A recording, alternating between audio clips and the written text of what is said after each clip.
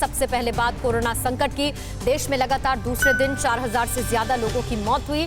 पिछले 4 दिनों में 16 लाख से ज्यादा नए केस सामने आए। इसी बीच अच्छी खबर यह है कि डीआरडीओ की रेड्डी लैब के साथ बनाई गई कोरोना की दवा को आपात इस्तेमाल के लिए अप्रूवल मिल चुका है।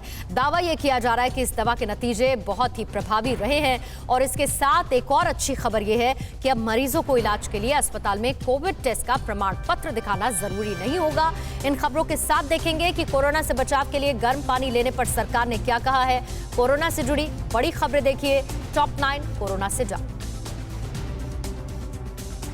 देश में लगातार दूसरे दिन कोरोना से मरने वालों का आंकड़ा 4000 के पार चला गया। कल फिर 4091 लोगों की कोरोना से मौत हो गई, जबकि लगातार चौथे दिन देश में 4 लाख से ज्यादा नए मरीज मिले। शनिवार को 4,03,000 से ज्यादा केस मिले हैं। पिछले 4 दिनों में देश में 16 लाख से ज्यादा केस मिल चुके हैं। हालांकि राहत की बात यह है कि कल 3,86,000 से ज्यादा लोग ठीक होकर घर भी लौटे।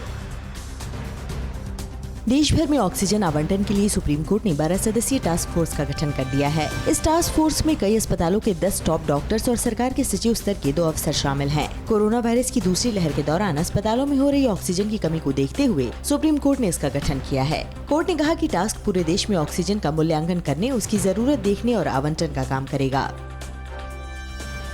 इंडिया EU समिट में प्रधानमंत्री मोदी ने कहा कि सभी यूरोपीय देश WTO की बैठक में ट्रिप्स वेवर पर साथ दें, जिससे कि कोरोना के टीके और इलाज में मदद मिल सके। खास बात ये रही कि बैठक में फ्रांस ने कहा कि वैक्सीन पर भारत को किसी का भाषण सुनने की जरूरत नहीं है, क्योंकि दूसरे देशों को वैक्सीन देकर भारत ने मानवता की मदद की है।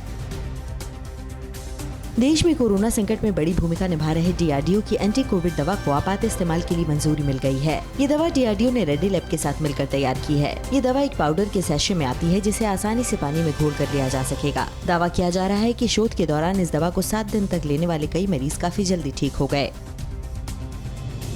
अस्पताल में इलाज के लिए अब कोरोना टेस्ट जरूरी नहीं होगा। इसके लिए केंद्र सरकार ने नई गाइडलाइंस जारी की है। अस्पतालों में मरीजों को भर्ती कराने की राष्ट्रीय नीति में संशोधन किया गया है। अब तक हॉस्पिटल में एडमिट होने के लिए कोविड पॉजिटिव रिपोर्ट होना अनिवार्य होता था। अब तक कोविड रिपोर्ट के चक्कर में दूसरी बीमारियों के मरीजों को काफी परेशान होना पड़ता था। वहीं इस वजह से कई मरीजों ने तो अपनी जान भी गंवा दी।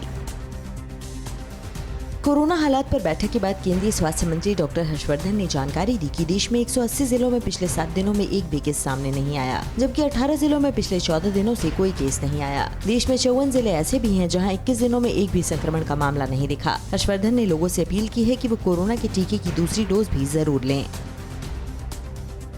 महाराष्ट्र के मुख्यमंत्री उद्धव ठाकरे ने पीएम नरेंद्र मोदी को चिट्ठी लिखकर सुझाव दिया है कि कोविन ऐप की तरह हर राज्य के लिए अलग ऐप बनाया जाए, जिसके जरिए राज्य सरकारें अपना डेटा केंद्र से शेयर करेंगी। वैक्सीन की कमी के चलते पैदा हो रही दिक्कतों को ध्यान में रखते हुए महाराष्ट्र सरकार ने केंद्र सरकार को ये सुझाव दिया है।